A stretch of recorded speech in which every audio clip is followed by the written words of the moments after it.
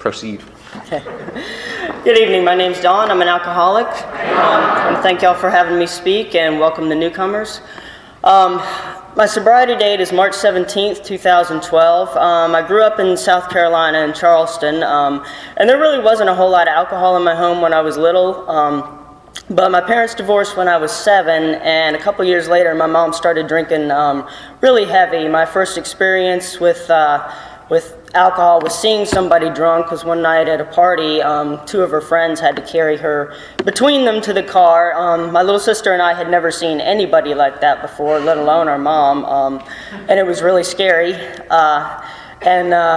She didn't progress gradually into alcoholism. From that very night, she was 3 or 4 nights a week. It was like that.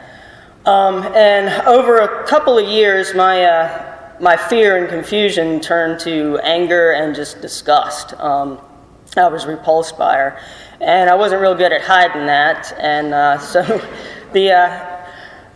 it started to escalate into physical confrontations. She would hit me a good bit, and finally I was a little bit older, and I hit back and knocked her down, and she pretty much left me alone after that. A normal kid at that point would probably look at her with, all the disgust that I was feeling and say, I'm never going to be like that. But not me. I looked at it and said, you know what, you want to be like that? I'm going to show you. There was plenty of alcohol around the house. The refrigerator was well stocked with beer and those boxes of wine with the taps on them, so you can't tell how much is gone. And I'd come home from school, grab a couple beers. My room was out in the garage, so I was off and slam a couple of beers at night before I went to bed. A couple of beers, a glass of wine or 2. I was about 12 at this point. So my first couple of years of drinking were spent drinking alone. But I liked the feeling that it gave me. All of this crap that, was going on with my mom and all the anger and stuff, it just went away when I was out there by myself in my room drinking my beer. I could dream dreams of, what I wanted my life to be like and where I was going to go and stuff, and none of that mattered. When I got into high school, I joined ROTC, and that's a whole bunch of misfits, so I kind of blended in there. And for a time, my drinking took a back seat. I was really good at the drill team, the rifle team, all the physical things. So it kind of took a back seat because I had a unit that I belonged to. But when I was 16, my best friend and I, she was also in the program. We were coming back from the mall, and I caused a car accident. I ran a light that cost her life. She was on life support for 6 days, and then they pulled the plug. So after that, all of my friends, a lot of them blamed me. One of my instructors even told me that it should have been me. And the few friends that I had left, we were 16, they didn't know what to say to me, and I was angry, and I pushed everybody away. So I was kind of left really alone. At the same time, I had started working at a steakhouse, and a lot of the popular kids at school worked there. The guys in the kitchen were the football players, and the cheerleaders were the waitresses out front and stuff. And they used to, every night after work, somebody that was of age would go get a case of beer, and they'd sit in the parking lot and drink all night. And I always told them no the few times that they asked me to join them, but after this, I told them yes, because I had previous experience with alcohol, and I knew that it could make me feel better. So that was when I discovered the really cool thing about alcohol, that all these cool kids that I didn't even dare talk to, when I had a couple beers, I was their friend. I fit in. I belonged. They thought I was funny. I was interesting. They would stop me in the hall at school and say hi. They'd invite me to their parties. And I could never talk to them at school because I really didn't take much alcohol to school every now and again. So, I did. Every now and again I would slip some in, but I was usually pretty sober at school. So I couldn't talk to them. But man, we'd get to work and get out in that parking lot and start drinking, and I was the life of the party. So I stayed there.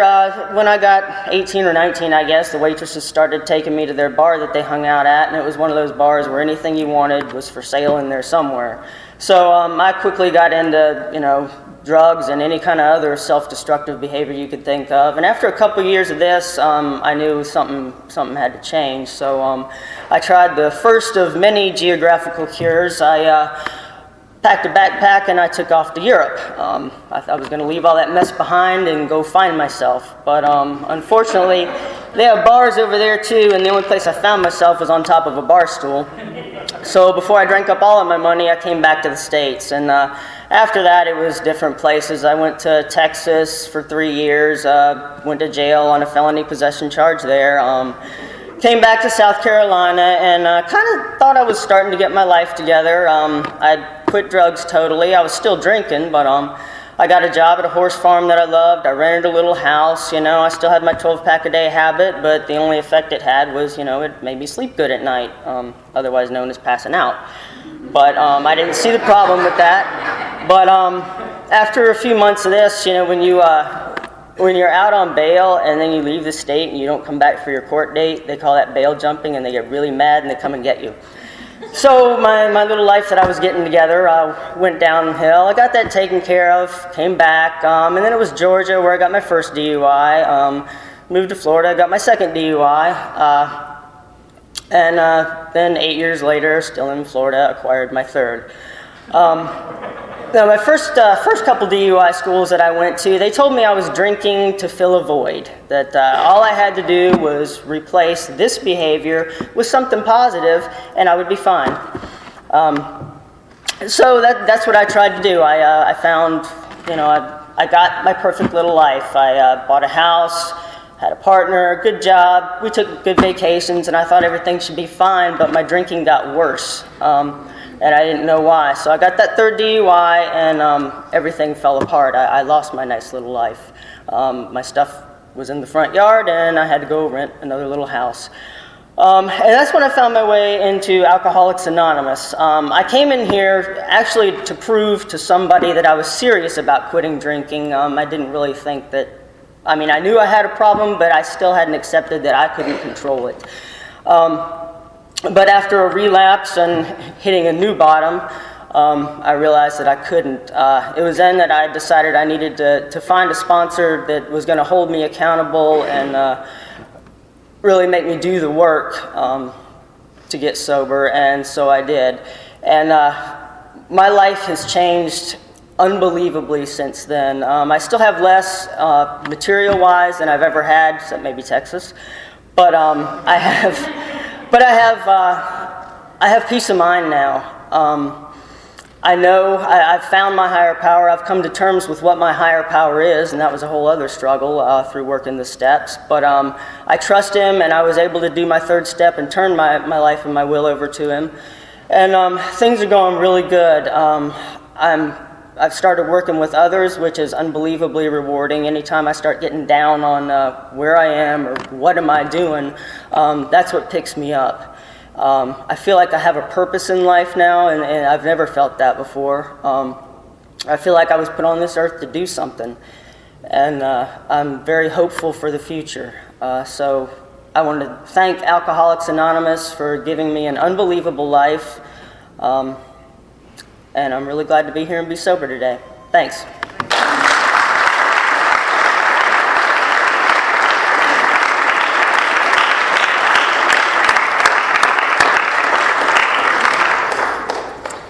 Thank you, Dawn. At this time, I'd like to ask Shelby to the podium to read the 12 traditions. Also, if you're new and you have one of those slips that need to be signed for court. Oh, is Shelby not here? Okay. Let's see. Travis, would you come up and please read the 12 traditions? Thanks. And at this time, if you have one of those papers that need to be signed for the judge, please put those in the basket and they'll be returned to you after the meeting. Hi everybody, my name's Travis and I'm an alcoholic. Hi Travis. 12 traditions. 1. Our common welfare. Our common welfare should come first.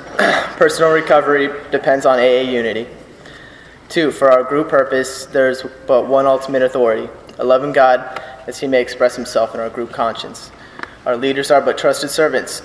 They do not govern. 3. The only requirement for AA membership is a desire to stop drinking. 4. Each group should be autonomous except in matters affecting other groups or AA as a whole. 5. Each group has but one primary purpose, to carry its message to the alcoholic who still suffers. Tradition 6. An AA group never endorse, finance, or lend the AA name to any related facility or outside enterprise, lest problems of money, property, and prestige divert us from our primary purpose. 7. Every AA group ought to be fully self-supporting, declining outside contributions. 8. Alcoholics Anonymous should remain forever non-professional, but our service centers may employ special workers.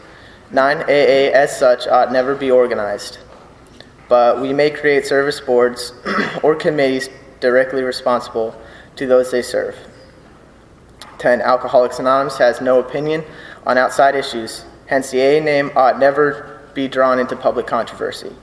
11. Our public relations policy is based on attraction rather than promotion. We need always maintain personal anonymity at the level of press, radio, and films. 12. Anonymity is the spiritual foundation.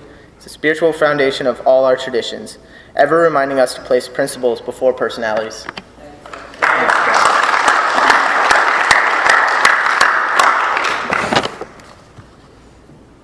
Sean will come up now to do the chips, please.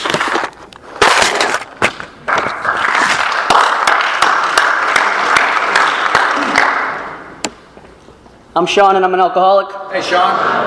And this group has a tradition on handing out chips for various lengths of sobriety, so if you have the time, please come up and take a chip. And the first one we offer is a silver chip for 24 hours. Then we offer a red chip for 1 month. What is this, 2 months? Gold? Sure, try. Gold chip for 2 months. You got one over there? You guys got it? 3? Greens 3? Yeah. No, they don't. Oh, they do. That's nice. And we got a green one for 3 months.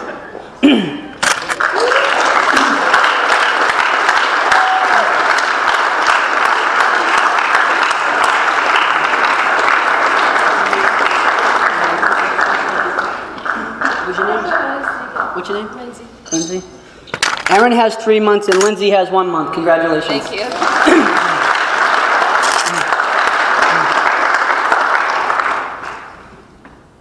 And then we got a blue chip for 6 months. Have that.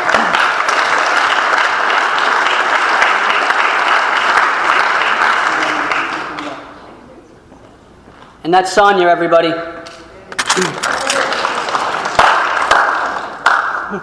Then we have a purple chip for 9 months. Then we have a green chip for 1 year. Come on and get it.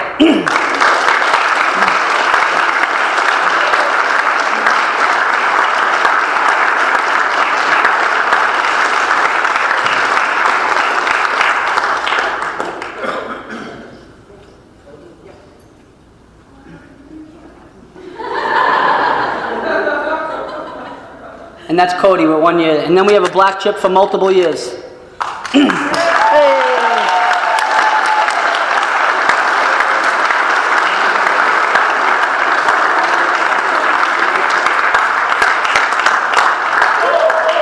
Oh, John too, huh?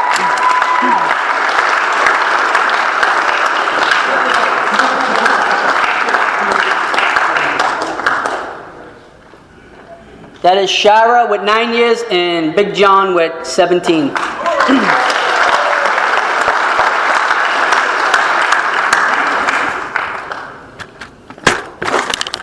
Thank you, guys. Congratulations to our celebrants. Our main speaker tonight played a really important role in my sobriety and keeping me coming back to the rooms when I first returned. I'd like to introduce Webb S.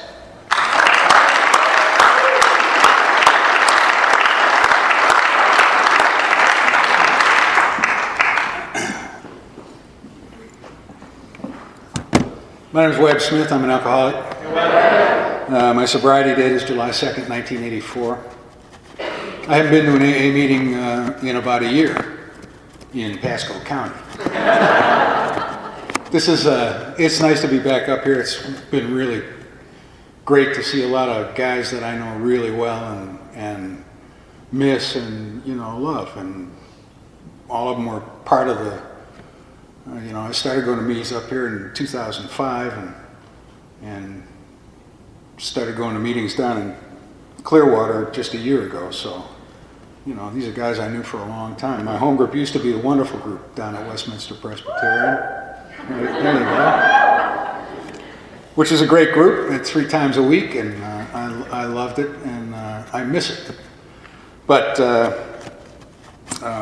I met a young lady in Alcoholics Anonymous who lives down in St. Petersburg, and so now I still have a house up here, and I get to my house at about 7 o'clock in the morning, and I'm there for 20 minutes, and I go to work, and after work I go back to my house, and I'm there for 20 minutes, and I drive to the 301 group down there in Clearwater and go to a meeting and meet my sweetheart, and then spend the evenings down there.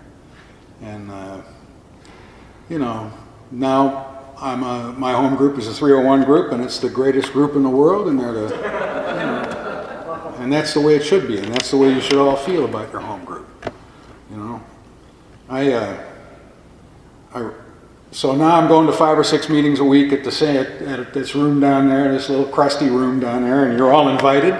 It would be really neat to see any one of you down there at any given time, and I love those guys down there. One of the nice things about moving around in Alcoholics Anonymous is that, you know, the people that you grow to love and depend on are always there.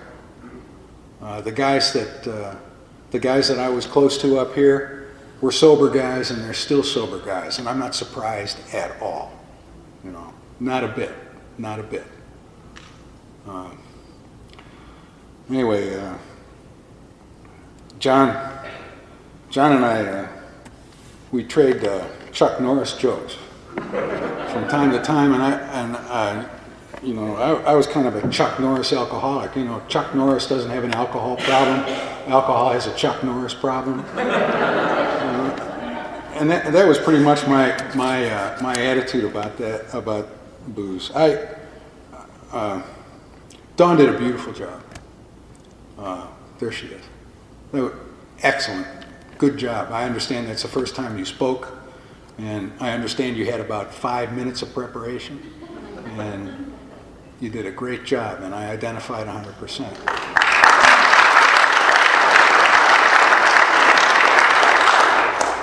You know, you mentioned being in the parking lot and saying yes because you knew that alcohol was going to give you relief. And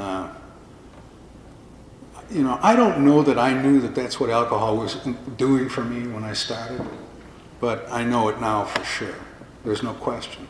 And I had the same kind of feelings about myself and how I fit in, and you know,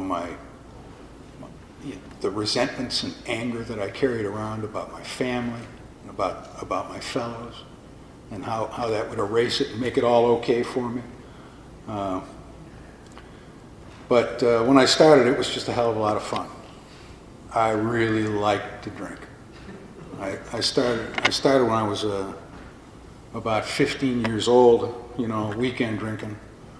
I remember the first time I got drunk, it was not a good experience. I mean, it was really, me and a friend of mine stole the booze from our fathers. We went and drank with a bunch of girls. I particularly liked the rum, so I hid it because that was my booze. We got just totally smashed. We were walking. We were walking home, kind of stumbling home, and this guy that lived in the neighborhood who wanted to be a cop, and he would patrol the neighborhood. He was I guess he was 17 or 18 years old. Pulled over and he said, "You guys want to ride home?" And we said, "Yeah, that'd be great." And he said, "You want to go to McDonald's?" And we said, "Yeah, that'd be great." And it was until my friend puked in his back seat. And I think that made him angry because we both passed out and woke up, and we were in the parking lot of the police station. And they took us in, you know, and the chief of police was there, and he gave us a lecture and said, "Okay, I'm going to let you guys go. What's his name is going to take you home." And he took us home. And the next morning I was in the shower, and I was so hungover, my hair hurt, you know, it was awful. And my dad comes wham in there and says, "Why does the police chief want us to come down there?" You know, and so I ended up back at the police station, and they asked us where we got the booze, and said we took it from our fathers. Well, how much did you take? And we lied about it. So it was it was a bad experience all the way around. One where, a normal person would say, "Whoa, boy, I don't think I'm going to do that again." And I just couldn't wait to do it again. Because I knew that it would be different the next time. And I did. I knew it would be different. And from time to time it was, but I loved to drink. I loved to drink. And now I understand it's because it gave me that feeling of relief. And I had to have it.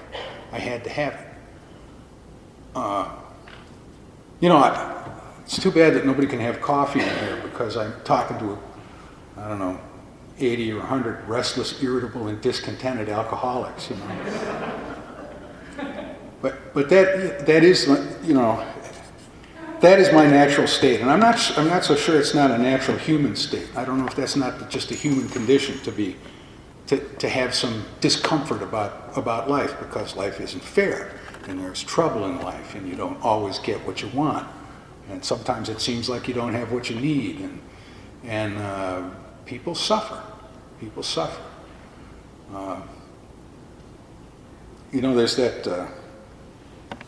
There's that line in the doctor's opinion where they're talking about the types of alcoholics, and they mention, he says, and then there are those who are entirely normal in every respect except for the effect that alcohol has on them. They're able, intelligent, and friendly people. And I thought that was me.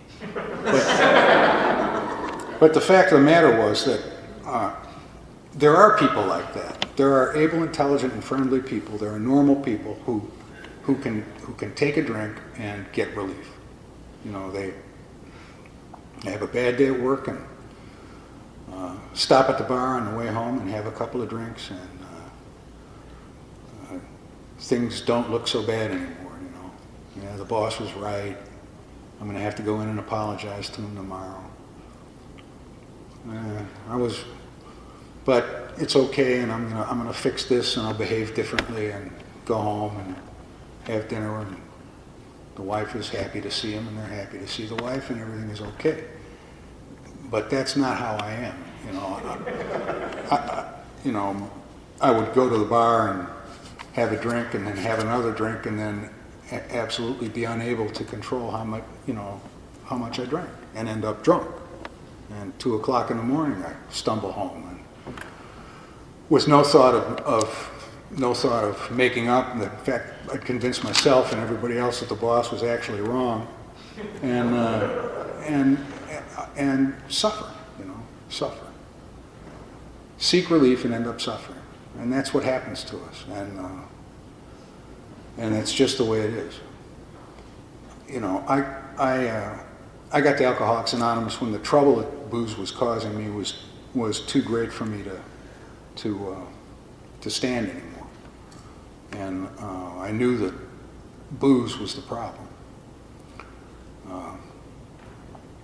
And I was convinced that booze was the problem. And I knew that the solution was for me not to drink. I should tell you a little bit about my history. Before I get to my first AA meeting, I was born in Wisconsin in 1950 in Milwaukee. My father was a banker, my mother was a housewife. He was successful. I did well in school. The family was, quote, dysfunctional, unquote. There were problems.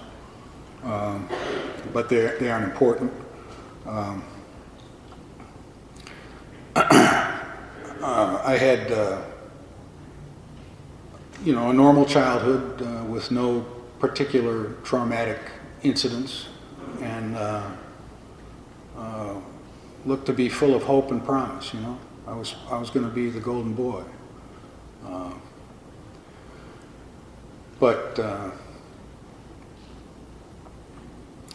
My dad had a plan for me. his plan was for me to graduate high school a year early, go to Germany and be immersed in the German language school for a year, and then come back to the United States and go to the Naval Academy at Annapolis, serve in the Navy for 4 to 8 years, then while still in the Navy, go to Harvard. And then after Harvard, go to Harvard Business School, and then after that become an international investment banker. And he told me this when I was 16 years old, and at 16 years old I wanted to be a rock and roll guitar player. And my hair was longer than it is now, and I was drinking and doing other things, and I was not interested in his plan in the least. And I was really very, very, very unhappy. I don't know why. I have no idea why I was so disturbed, but I was very disturbed. I was suicidal. I was suicidal a lot of the time. I was miserable. I was isolated from my family and isolated from my friends.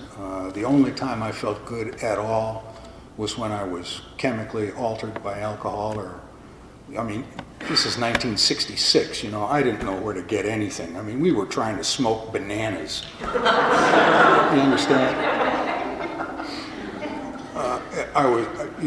And booze was effective, but only for short periods of time, and it always caused me trouble.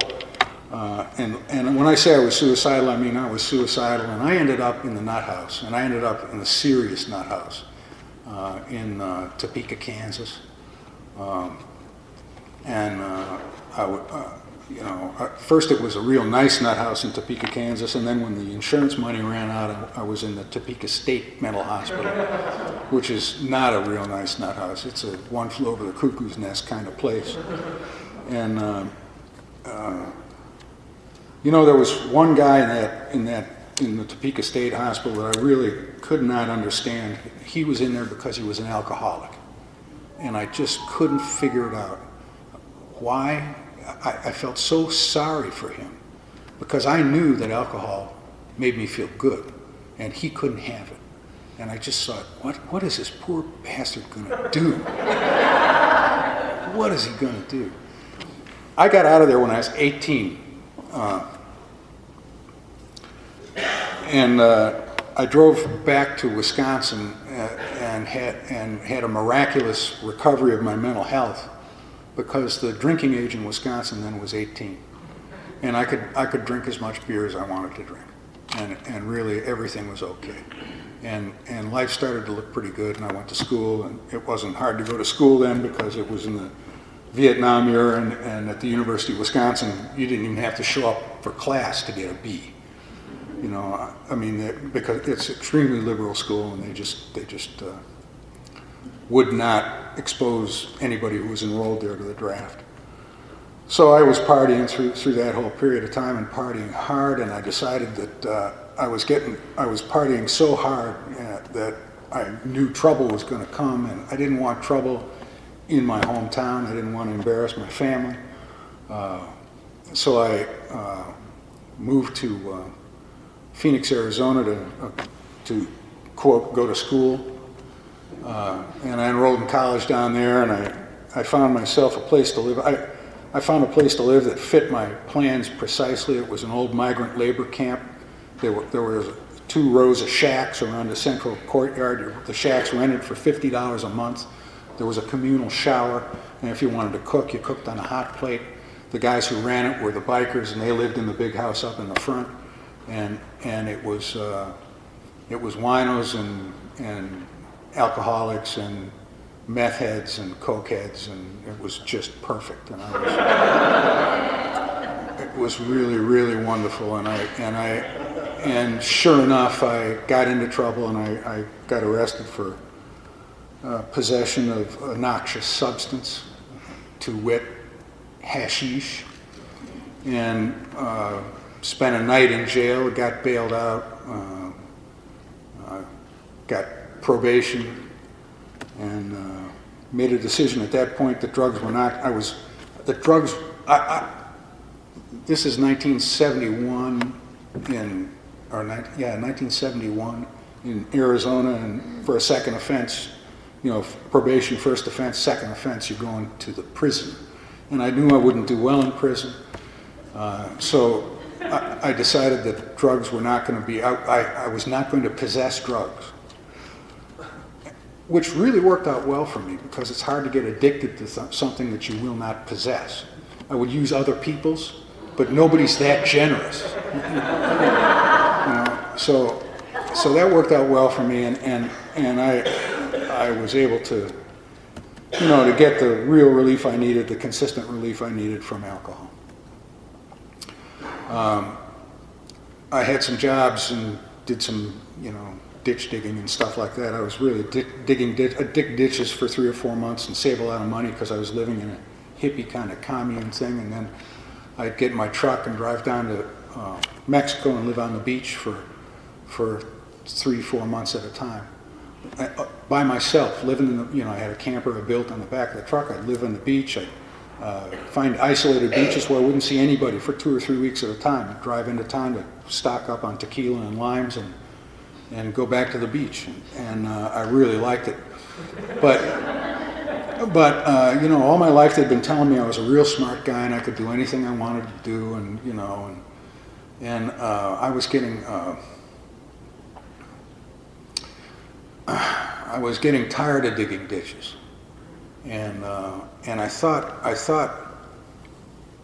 had a couple of other alcohol-related brushes with the law, and I knew I was drinking a hell of a lot, and I thought that was probably bad for me. And I was laying on the beach down there and said, I can't continue to live like this. I have to find something else. I have to find another way to live. I need to, I need more than I'm getting, because I wasn't getting what I needed. And what I needed then is what we all need and what drives all of us, and it's laid out in the big book just perfectly, and it says we need love, security, and respect. And I knew that was what I needed, and I figured, well, I met a guy in La Paz, and we were talking about our drinking. We were drinking together on the beach, talking about the fact that we were drinking too much. And he said, but it's okay for me because I'm in the merchant marine. I'm the captain of a ship, and I can drink as much as I want when I'm in port, and all I have to do is get back to the ship. And when I'm on the ship, I don't drink, and that's good. And I get rest and relaxation. And when I get to the next port, I can drink again. And that sounded romantic and fun to me. So I thought that might be a good idea, and I was thinking seriously about it. And then I said, but I'm smart and I do well in school, and I think I'm going to be a doctor. Because, I would get security, respect, and love. I'd have plenty of all three. And so I went back home and said, Dad, I need to live here for 3 or 4 months until the next semester starts down there in Arizona. I'm going to try and get into medical school. And he said, here's how his attitude had changed from Annapolis, Harvard, and then international investment banker. He said, why don't you try something easier? He thought, he kind of lost faith in me, and I don't blame him. People do lose faith in us. Anyway, so I partied for that 3 or 4 months, and then I drove back down to Arizona. And driving down to Arizona, I said to myself, for the first time, now I'm going to control my drinking, because I'm going to have to control my drinking, because if I don't control my drinking, I will not be successful. I won't be able to get the grades I need to get into medical school. And I meant that and believed that completely. And I got there, and within 2 months, I was studying for organic chemistry at the bar with a pitcher of beer. And that's the way I went through my pre-medical education, drinking hard. When I went for my interview to get into the University of Arizona, the night before, I was living in the basement of the zoology building in a storage closet. Because it was cheap and I was spending a lot of money on booze, And the night before, I said, I'm just going to have 2 beers. And I woke up the next morning with the hangover, just like that first one. You know, my hair hurt, I was shaking, I just felt awful. And I was driving down with 3 other guys. We all had interviews, and I thought I was going to die. And I went through those interviews, and you know, really thinking about, oh my God, I don't even know what's happening here, and all I want to do is have a beer. And they took me. So when I went to driving down to Tucson I graduated from college in December 1977, and I had from December until June 1st of 1978 with nothing to do, so I partied really, really hard. And driving down there to get back into school to start medical school, I said, now I'm going to have to control my drinking because, you know, this is serious, and I have to learn how to take care of people, and I have to get the knowledge. I really have to pay attention. The competition is going to be fierce, and I truly believed that was what was going to happen. And within 2 or 3 weeks, I knew the 10% of my class that drank and drugged exactly like I did, and I partied all the way through medical school. And the same exact thing happened in residency. The same thinking precisely, the same outcome precisely, and in the beginning of the 3rd year of my residency, I woke up and couldn't do it anymore. And I'd been to one AA meeting prior to that. That was when I was in medical school. I was an invited guest. The thought was that I would be able to assist my patients if I was well educated in the process of Alcoholics Anonymous.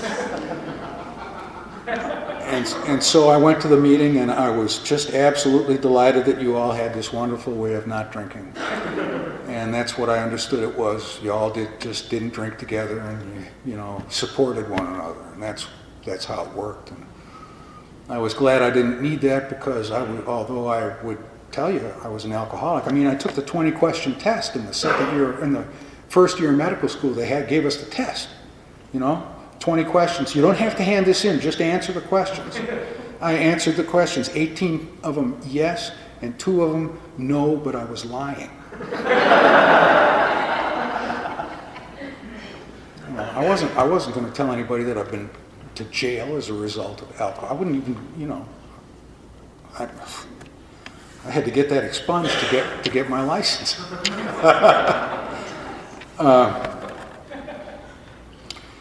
So I went into a 28-day treatment program and came out of there with the idea that I had worked the first 5 steps of Alcoholics Anonymous. They gave me, for the 4th step, they gave the Hazelton inventory, which is really just a list of assets and liabilities, And then I sat down with a guy and talked about those assets and liabilities and thought I'd done the 5th step and didn't see any particular glaring defects, because I was an able, intelligent, and friendly fellow, except for the effect that alcohol had on me. And so I left there and I attended a lot of AA meetings and felt I did not feel a part of Alcoholics Anonymous. I was still just absolutely delighted that you all had this nice way of not drinking together and were supporting each other. And when there was a practical problem that I thought I might have some input to, I would be happy to help you with that. I picked a sponsor. My sponsor was a doctor. He was extremely busy. I picked him because I knew that I would have to have a letter written to support my bid for license to practice medicine, and I thought he would probably be a very good guy to have on my side. To his credit, when I did take him one problem, the problem was, of course, I'm really scared to death that I'm not going to get my license. He was a proud and upstanding member of Alcoholics Anonymous, and he said to me, "So what if you don't get your license?" I was astonished. Oh, this is not what I expected. By the end of that conversation, he had me grateful to be living in a tent in a wash because I wasn't drinking. Of course, I was lying to him. I just thought, okay, I have to do this. Anyway, So that's how I did Alcoholics Anonymous for 6 or 7 years, and then my life got miserable, totally awful, miserable. I was sick. I thought I had a disease that was going to kill me. My wife at the time kicked me out of the house. I said, why are you doing this? She says, I don't like you. In fact, I like him better. I got fired from my job. I said, why are you firing me? They said, you're good at your job, but we don't like you. And I was as miserable as I'd ever been. I was more miserable than I ever was drinking. Miserable. I was, again, suicidal. In fact, I was on the way. I decided I was going to go to Kmart, buy a shotgun, blow my brains out. And I was on the way, and I stopped at a liquor store, and I parked out in front, thinking, if I'm going to blow my brains out, I might as well have a beer. I probably ought to have a shot of Jack to wash that, wash it down with, and probably I get a 6-pack and a pint. Maybe a case would be better, and get a case and a quart. I wonder if the case should be domestic or imported. I'm thinking Heineken, and I realized, that I didn't want to die. I wanted relief. I was looking for that relief. That's all I wanted was relief. And I remembered one thing from Alcoholics Anonymous, and what I remembered was, and this is all I remembered, and it rang in my head, and there was no doubt in my mind, there's nothing so bad that a drink won't make it worse. I don't know who said that to me, but thank God they did. And I knew that was true, and I didn't want to die, and I went back to AA. And it took me a while to turn my willingness into real action, but I did, and I got a sponsor, and I worked the steps as they're presented in the book, and I did a real 5th step, and I knew I had glaring defects about which a lot had to be done. I made real amends. I really forgave people in the 8th step. I really became willing to make those amends. I learned the principles behind those steps. I had an opportunity when I was a kid to learn principles. I was in the Boy Scouts. They're trustworthy, loyal, brave, clean, reverent, helpful. I can't remember them because I didn't pay any attention to them. But they're good principles. And if I'd been living by those principles, by the Boy Scout principles, I would have done fine. But I was unprincipled.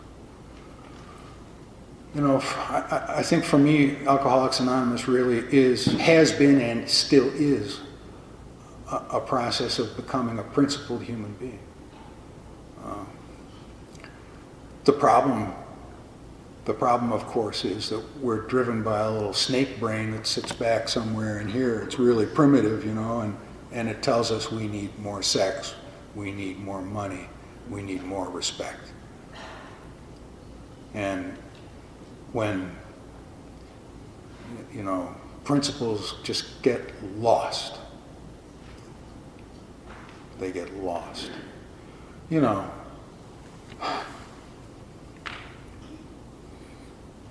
So I don't drink, and I try to live a decent life. My sponsor, when I got the 11th step, and it says,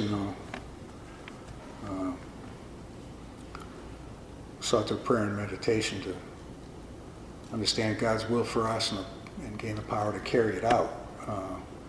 He said, what do you think God's will is for you? And I said, part of my brain is saying, he wants me to have a lot of love, a lot of money, and a lot of respect, He wants me to be happy, joyous, and free, right? Isn't that what that is? But I keep my mouth shut. I'd learned by then to keep my mouth shut with that man because when I spoke, he would call me dummy. I remember when we were, I was getting ready to do the 4th step, and he said, I said, well, okay, what do you want me to do? He says, I want you to start with your family. And I said, oh man, that's great, because my family was really dysfunctional. And he said, of course it was, dummy, you were in it. And you know, that set the tone, and he called me dummy a lot, and so when he did this, what's God's will, I kept my mouth shut. I just looked at him expectantly, you know, and he said, I know God's will for you, and I thought that was interesting. He said, God's will for you is to not take a drink one day at a time, behave like a decent human being, and be reasonably happy doing so. And I've come to believe that that's absolutely true, you know. It's interesting that God's will for me is something that I was absolutely incapable of doing prior to Alcoholics Anonymous. I could not take a drink one day at a time. I could not reliably behave like a decent human being. And I could not be reasonably happy. And now I can. You know, now I can. What do I have to do perfectly? I have to not take a drink one day at a time, perfectly. The rest of it, you know, I've been doing this a long time, and I'm not perfect at any of that. But I'm a hell of a lot better than I was, and that's good news. What do I have, about 2 minutes? I have about 2 minutes. You know, principles. Do you all know the principles behind the 12 steps? I memorized them. I learned them. And my sponsor told me, he said, you know, you'll learn these by working the steps. He said, the principle you learn by working one step will give you the ability and the need to work the next step, and so on, and so on, and so on. And I found that to be true. It wasn't a matter of, like the Boy Scouts, memorizing a list of principles. It was a process of working steps and internalizing principles. And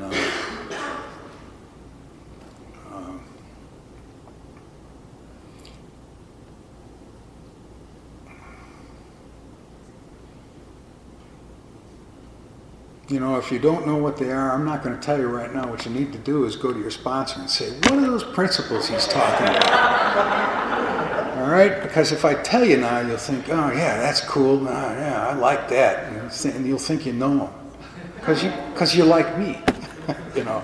The only reason I know that is because you like me. Anyway, I've really grown to... I love Alcoholics Anonymous.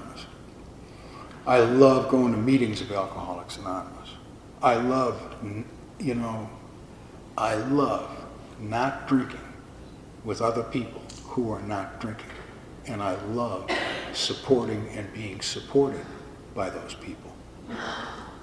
That perception of what was going on in Alcoholics Anonymous when I went to my first meeting was not wrong. This is a fellowship. But we're, like it says in the big book, we're united by a common problem that's going to kill us, and by a common solution that is a joy and a challenge. I come to meetings of Alcoholics Anonymous sometimes because I never know what's going to happen. I mean, there are times when I go full of need. I need to hear people talking about their relationship with their higher power and how it works for them and how life is worth living and how they're decent people. Sometimes I am saying that,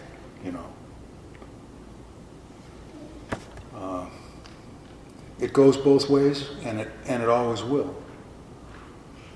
I need you tremendously. Tremendously. I don't know. I'm sure there's something else I want to say.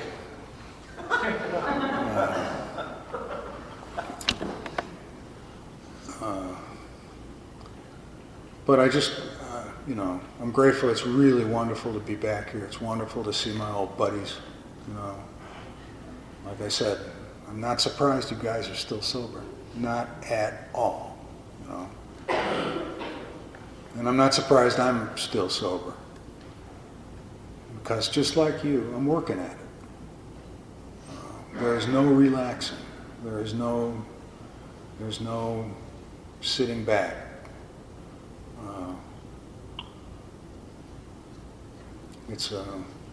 It's fun, and it's hard, and it's worth it. And it's been a pleasure to be able to talk here.